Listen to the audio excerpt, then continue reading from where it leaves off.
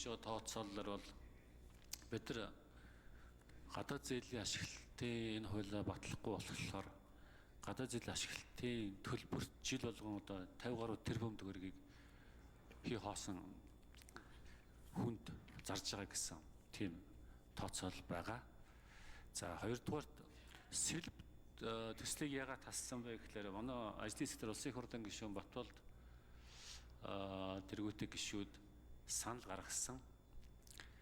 Тэгээд ажлын хэсгийн гишүүдийн олонхын саналаар сэлб төслийг бол энэ удаа хассан. Ер нь сэлб төслийг анханаас нь бол хамт өргөн байхдаа сэлб төслийг автсан байгаа бондыг босгосон байгаа бондыг зарцуулах үүднээс бас энийг оруулсан. Гэхдээ улсын их хурлын гишүүд одоо бас санал хураалтын явцад шийдвэр гаргах юм бол сэлб дэд төвийн асуудал бас эргэж орох болцоотой.